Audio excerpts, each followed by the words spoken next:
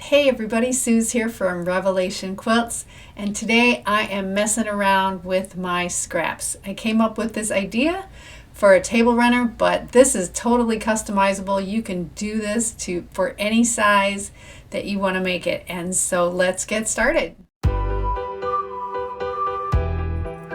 So these blocks are very easy to make. The first thing you do is you start with a square. This square is 1.5 inches, but some of my blocks start with 2-inch squares, some start with 2.5-inch squares, and some start with 3-inch squares. So I just mixed them up.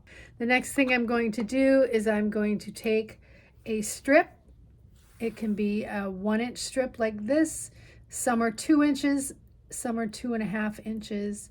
It really depends on what you have. In my blocks, there is a variety. So I'm going to sew this strip onto two sides of the square first thing, and I'm just going to go in and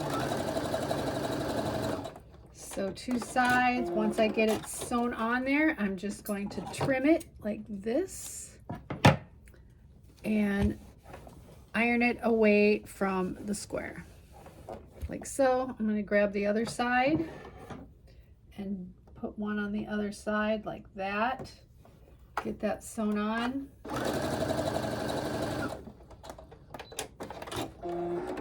And the way I'm doing this so that I have a good variety of sizes in both my squares and in my strips, because I want it to be just a mixed bag, so to speak. So I've got it sewn on two sides of my square. The next thing I'm going to do is I'm going to take the same strip and I'm going to sew a strip down the other sides of the square. And you notice I didn't trim yet.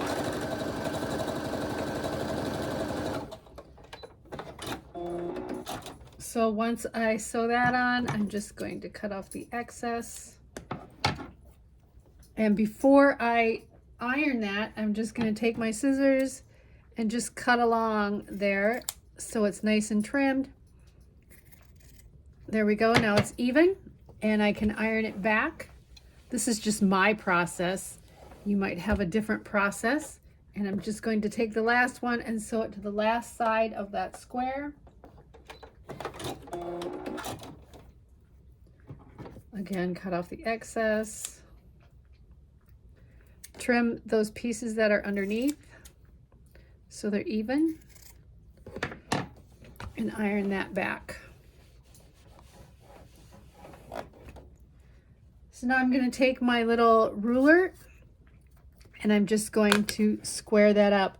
And the lines I'm using to square it up are of the inner circle. So that keeps your big square nice and straight so you don't get wonky anywhere along the way. I'm going to flip it over and do the same thing, just lining up that with the inside there. All right, so there I've got a good start on my square. Now I'm just going to keep adding strips to this until I get a square that's big enough to where it's 6.5 inches. But if you want to go bigger, you certainly can. Just keep adding strips and adding strips.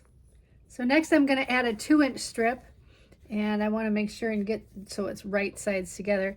And I'm just going to add the first side where the shorter one met the longer one, so that I don't have to match any seams or anything like that. So I'm just going to start with this strip and sew it on the opposite sides first. Trim it.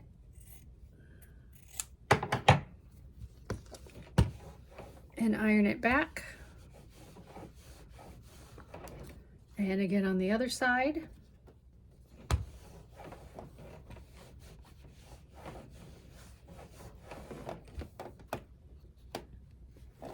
So there's my 2-inch strip. I'm just going to trim that up so it's nice and square. And again, when I trim it up, I'm using the lines on the middle square so that it doesn't get wonky.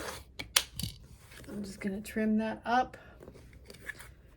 And again on the other side, nice and straight.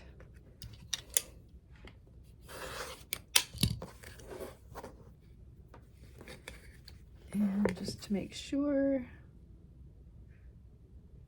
because I want it to be the same amount, the same thickness on all sides. So I'm just trimming just a sliver off of this side, like literally less, like a 1/16 of an inch.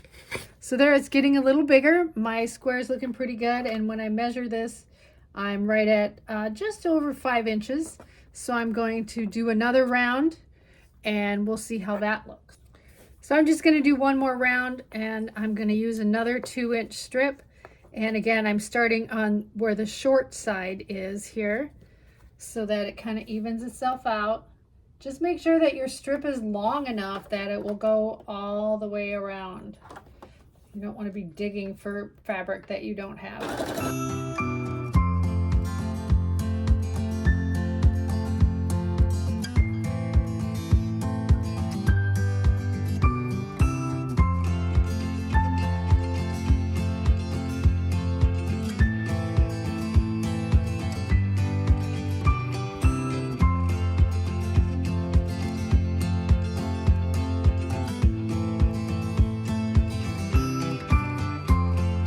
All right, so there's my square. I'm just gonna trim it to 6.5 inches.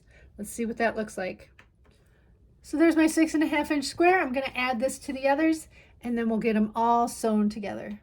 There you go. So for little table runner, it's really cute. And you know, my friend wants a scrappy table runner to put on this cedar chest that she has. That's kind of an antique-y looking thing. And so I think this is adorable and it's cute. Now, if you love this technique, by all means, make a bigger quilt, make a lap quilt, make a twin quilt. I think a couple of twin quilts like this would be adorable in a bedroom. But I like the way that, you know, each square has a different starting point, different shapes, and everyone looks so unique, and it's definitely super scrappy. So I'm going to put a border on this and I'm going to quilt it, and then I'll show you what it all looks like as a table runner. So there's the final table runner. It literally just took me a few hours to make. It wasn't hard at all. It was super easy. It definitely used up my scraps. And I can imagine if I used this on a larger quilt, it would use up a ton of my scraps. So I'm definitely calling this a scrap buster.